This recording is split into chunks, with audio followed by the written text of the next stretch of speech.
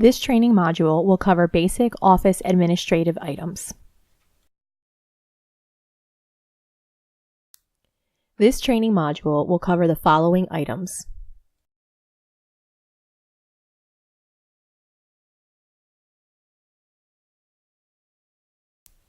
One of the duties you may have to perform is interfacing with the tenants when they are paying rent. When receiving rent, the tenant must have their form of payment filled out completely, which includes the tenant name, the correct payee, amount of rent, and the address of their rental unit. Cash is not an acceptable form of payment. When you receive a rent payment, you will use the receipt book that has 3 parts: white, yellow, and pink. Fill out the information on the receipt and give the white part to the tenant. The yellow part is then attached to the check and dropped in the rent drop box in the mailroom, and the pink copy stays in the receipt book. Receipts must be written for all payments. Even if a tenant doesn't want a receipt, still write up the receipt and throw the white part away and attach the yellow portion to the payment. We attach the yellow portion to the payment in case the payment were to become separated from the rent drop box and found at a later date after late fees may have been applied. Writing a receipt ensures that the tenant is charged appropriately for their rent and late fees if applicable. Craigslist is one of the tools used for marketing vacant rental units. Every 3 days, active Craigslist ads must be renewed. Generally speaking, the person assigned to the front desk will be in charge of ensuring the ads are renewed.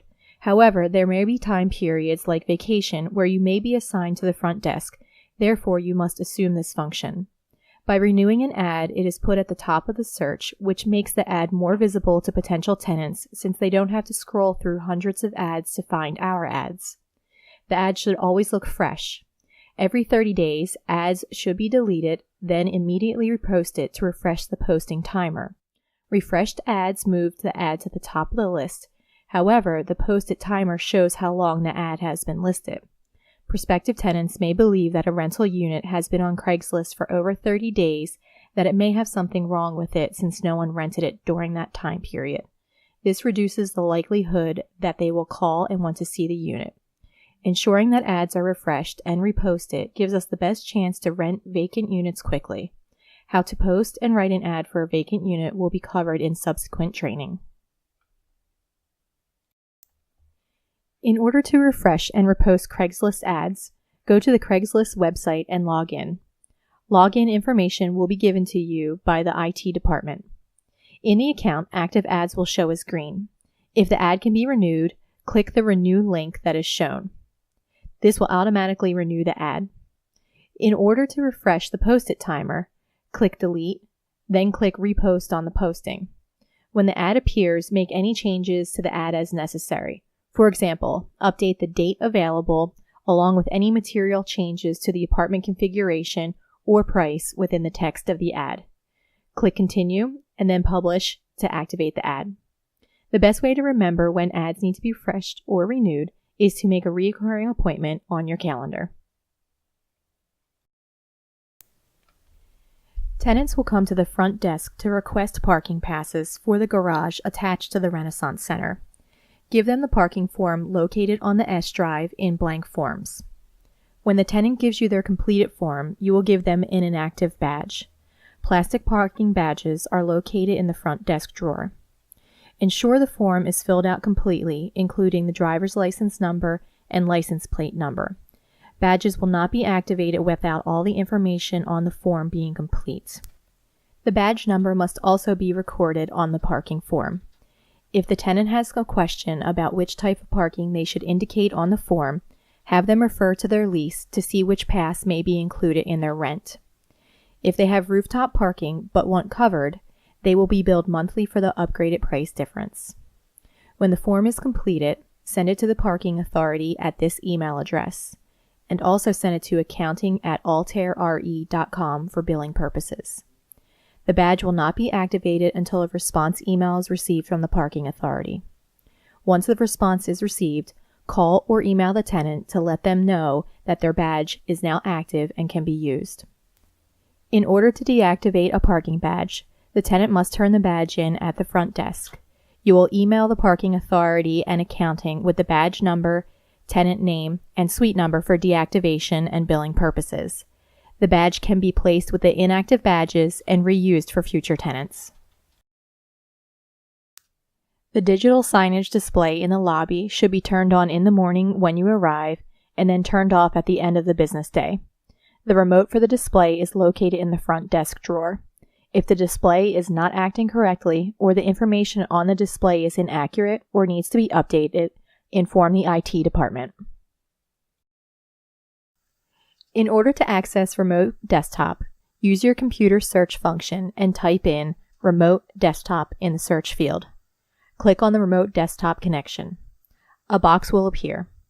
If you are using Remote Desktop at your office, use ALTS01 as the computer.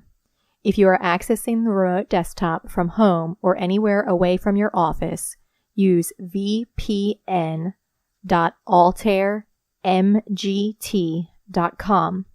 Click Connect, then enter your password. To allow Remote Desktop to spread across a dual monitor setup, click the arrow for Show Options, then select the Display tab. Put a check in the box for Use All My Monitors for the remote session. When logging out of your remote session, go to your Start menu by hitting the Windows key. This will bring you to the main area of your workstation. In the upper right-hand corner, you will see your name. Click on your name and a drop-down will appear. Click on Sign Out to sign out of your remote session. Do not use the X at the top of the screen, as this will not log you out of remote session. The printer at the main office is printer number 4. To print remotely, choose the following: printer 5 for Lovell, printer 6 for the accounting office, printer 7 for Carriage Hill, printer 8 for Parkside Commons, and printer 9 for St. James Manor. If you are on a web page and need to save the web page for record-keeping purposes, you can choose the printer named Adobe PDF, and when you click Print, it will allow you to save the page as a PDF document. The purpose of incident reporting and investigations is to prevent a reoccurrence of the hazardous condition causing the event. Use this form to report accidents, injuries, medical situations, or tenant behavior incidents. Incidents involving a crime should be reported to the police, and any documentation from the authorities should be used for creating the incident report form, otherwise known as IRF. If possible, the report should be completed within 24 hours of the event. Detailed instructions for filling out the form are located with the form in the blank forms folder. Timesheets are due every 2 weeks, with the exception of the maintenance technicians who turn them in daily. Timesheets are due by noon on the Monday following the end of the 2-week pay period. Overtime must be pre-approved. If you reach 40 hours before the end of the work week, speak with your manager for authorization before working over 40 hours. If you work without authorization, you may not be paid for the hours worked over 40. Email your timesheet to accounting's general email inbox at accounting@altairre.com.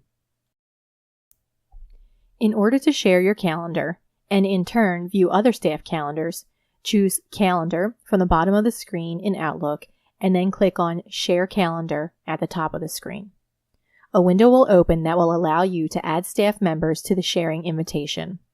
Choose the current staff members in accounting, facilities, and leasing to share your calendar with. Click the box for Request Permission to view recipient's calendar. Then, in the Details drop-down, choose Full Details.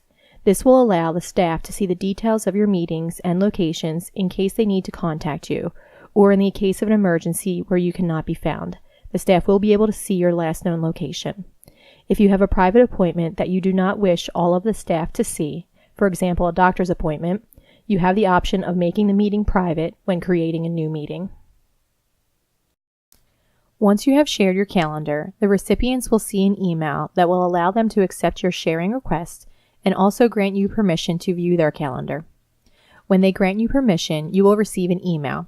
In the email, click on Open this calendar. Once this is done, that specific staff calendar will be placed in your shared calendars in Outlook. When you click on a shared calendar, it will open up that specific calendar so you can review the details of that staff's calendar.